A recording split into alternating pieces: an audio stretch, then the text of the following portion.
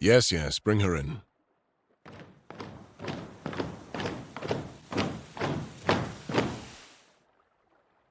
Leave us.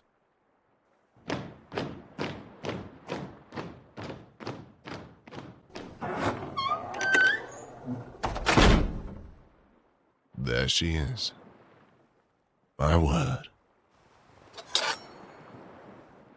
And what do you intend to do with that knife? I understand your disdain, but you should know attacking me will only seal a fate far worse than the one you are in. And I cannot promise your safety if I am dead. You are in no danger. How can I know? Look where you stand. There are no guards, no shackles, no weapons, other than that pitiful blade I used to open letters, which you now possess. Impressed though I am, you would threaten me. I see no gain for you. We may come from opposing nations, but we can show diplomacy, can we not? I see you have been stripped down to that gown. You were not terrorized on your journey here, I hope. Good. I suppose they were just demoralizing you by taking away any signs of your position in the world. What position? My dear, you are a princess after all. You are of noble blood. You scoff. Perhaps you do not feel very mighty. I am sure that was the intent of my soldiers. Shall I get you my robe? No? I see. Please, sit. Very well. We can stand. So here she is, the princess of the keep. Though it may not offer much solace, your father fought honorably. The keep was not easily taken. You have a look of disdain. Believe me, dear lady, relinquishing you was difficult for him. You do not think so? His men were dying, victory impossible. If I had taken your castle, there'd be no vow of safety for you or your mother. Giving up his land, part of his trade, and you through surrender, that is truly easier for all. Why you? Well, I am no great villain. I would not part your mother from her king. I confess, I heard talk of your beauty, but when I heard the tale of how you killed Lord Ekrel, who you were betrothed to months ago, or how on the crippled wings of your father's defeat you fought my soldiers capturing you, I knew I had to meet such a woman. So, tell me, why did you kill him? Oh, come now, do not deny it. I know the weak tale they claim, that a burglar broke through your window and the young lord came in to save you and was overpowered, left bleeding on the floor of your chamber. No, I do not believe it. I have seen for myself the great pains your father took to secure that castle. No such capable burglar exists. You will be held to no consequence, my girl. Just indulge my curiosity.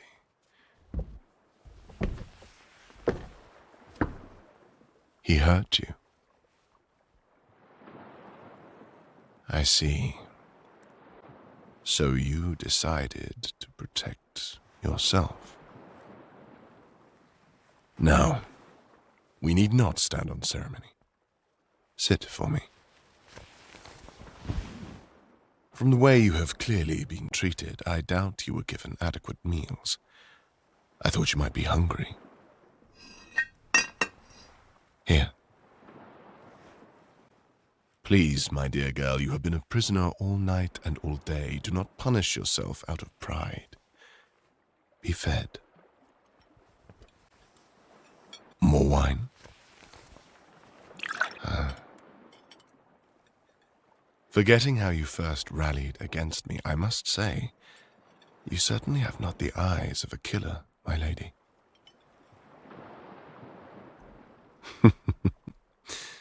Am I disappointed? I confess I am, slightly. I thought I was acquiring a vicious angel of reckoning. I see now you acted on impulsivity to save yourself. Dislike me or fear me as you might, there is a distinct warmth in your gaze.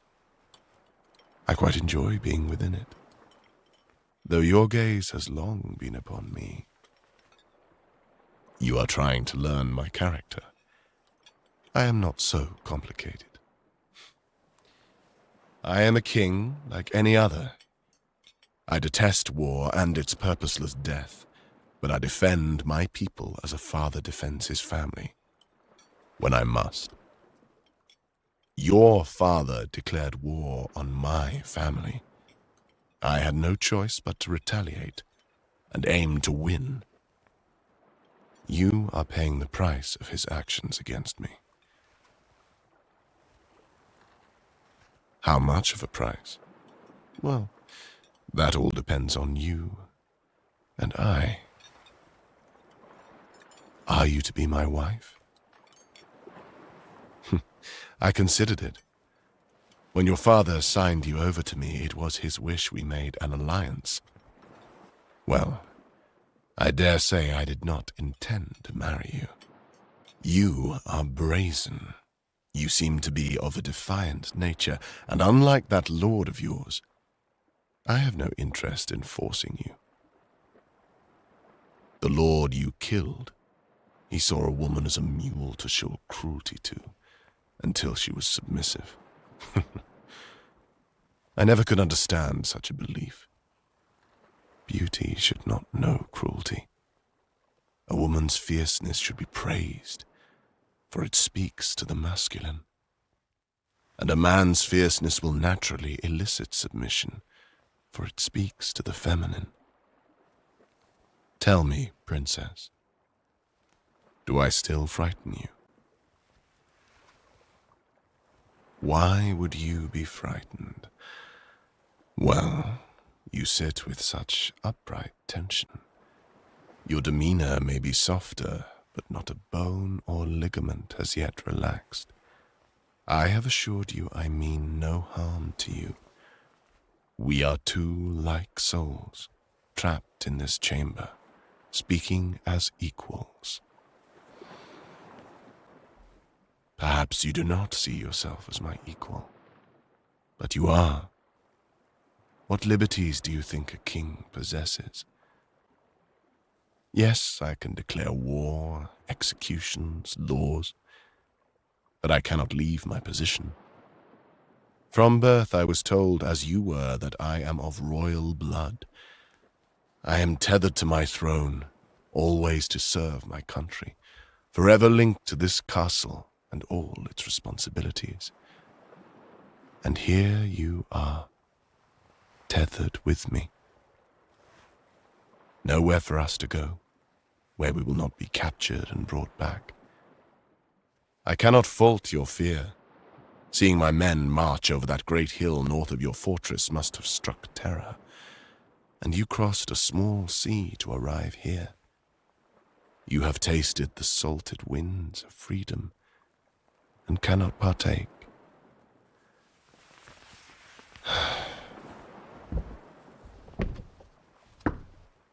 But you know as well as I, we are not creatures of freedom. We are bound by our status and bound by our desires. For power, for civilization, for violence. Surely you felt as much when you plunged a dagger into that lord's heart. No? He was going to commit the terrible crime of corrupting you, forcing you to fight, forcing a flower to bloom before its time, forcing a woman's heart. is a terrible crime indeed. You had to protect what was yours. He had no right to take it. You were bound to your sense of survival. What is that, if not a kind of war?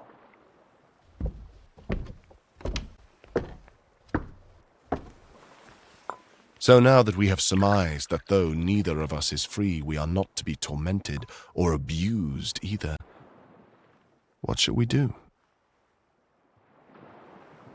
I could have you married off to one of my nephews. They have several wives as it is. Any one of them would treat you with decency, but I cannot say the same for the wives. They are competitive and woefully unkind to any new additions. I could make you my wife. It would be a farce, a spectacle, but you would be legitimized in the eyes of the court and country. Is that what you want? I will attempt to grant at least some element of what you desire. You desire love. A challenge, to be sure. You are quiet. Why? I wish to know you, princess. I have known strong women before. Women who have had to fight every moment of their lives.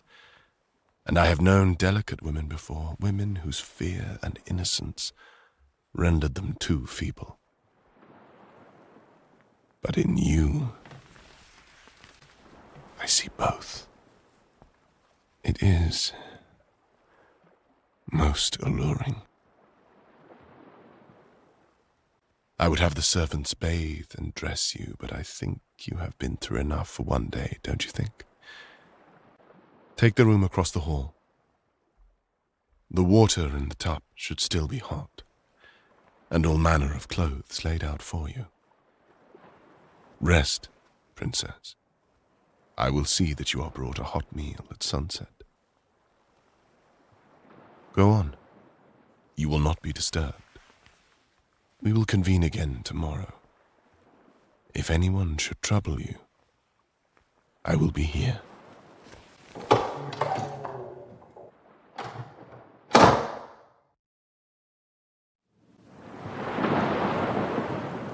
What? Where has she gone? In this storm? Find her.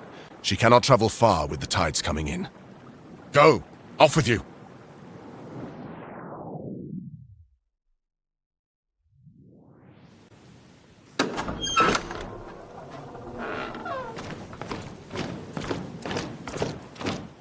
Halt! I see these men have already recovered our runaway. Release her and leave us. Back to your posts.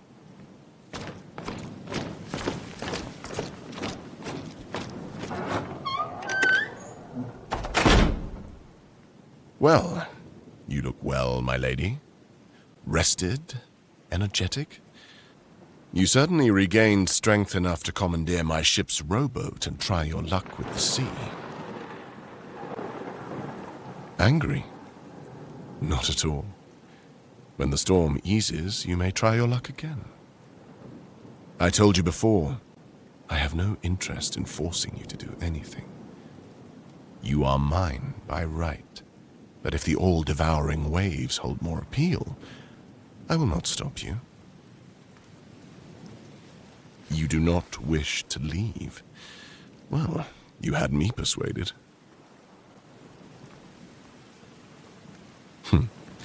Your mind changes as suddenly as those winds outside. Can you stay? Of course. A blanket? Actually, princess, I would like you to stand where you are for a moment longer. Cold as you are, I just ask that you wait.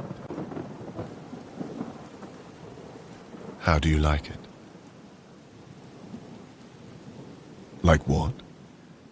Freedom, of course, that is what it feels like. Cold, soaked through, alone. Salt in your eyes, fatigue from fighting the currents. It is what you sought, after all. I want you to experience it for just a short while longer. What you could have had. You are shivering. You don't like it? You're sure? Very well. Be careful what you chase, princess. Why did you leave, and on such a foul day as this? Have you been treated so egregiously as to need to escape at once? You feel torn. What tears you? I see. You want to stay, but not as a bride to one of my nephews. Or a courtesan. Yes, I see. Well, for now, you are neither, and still a welcome guest. I think the pressing task at hand is getting you warm. This way.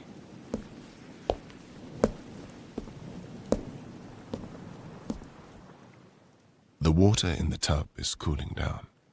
Please, step in. I will not disturb you, but I think it best you stay here under my supervision until you have settled down. I will stay by the bed if you wish. Oh, careful now. Here.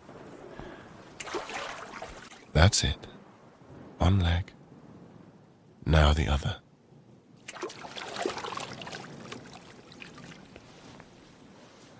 I am only helping untie. I will not disrobe you. There. I will turn now.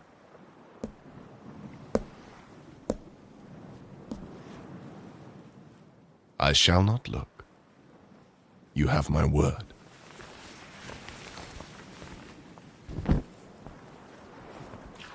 Perhaps when you are dressed, we may dine together. I feel you may need solitude from the many prying eyes in the great hall. Is it warm? Good. What made you change your mind about escaping? Me? How so? Ah, my men told you how concerned I was. Well, you act rashly, but you do not deserve the fate of a shipwrecked sailor. Was that my only concern? Princess, I have enjoyed your presence here. You have provided light to this dark castle, when you are actually in it, that is. Do I want you? That is a question, my dear. I will not throw you to my nephews, if that is what you wish to know. Ah, you want to know if I want to keep you for myself. If you are truly willing to stay, I hold you under no obligation. We can marry to keep you safe, but you need not perform the responsibilities. That is as much control as I am able to give you. Think on it, princess. Look at you.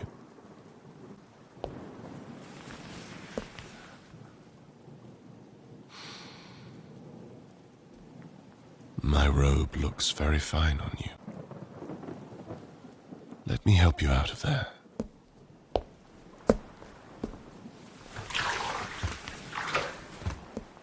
I do mean it. You need no effort to capture a mortal man, princess. You have an ample figure that torments the hungers of men. But I will not insult you with lust. My mind hungers for you as well. Your silence, your stare, your eyes, such softness, such power, to transfix me so. When I surpass you in years and experience of the world, it conjures an appetite. I think you know your best option at having agency in your life is by my side.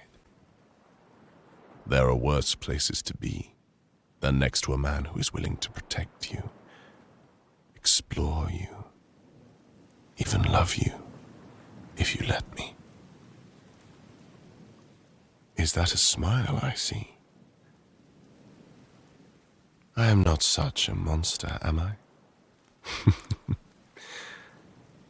And I see you, princess. Every exceptional curve in your figure, your gaze. What was that for? Well, I am sorry more men are not gentle with you. You should know comfort, kindness. Do you seek comfort? Yes, I can comfort you, if you wish. Then be close to me. Then do not pull away from my touch. Breathe more deeply. It is in my touch you will find your freedom, for I will never cage you. Let go of the tension. With every touch, every kiss, be calm, as I am. Still afraid? No? Good.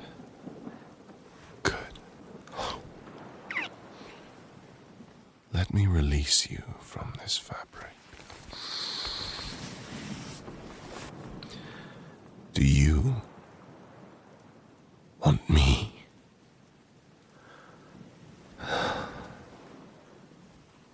Good. I make no promise. I will release you. Come to bed with me.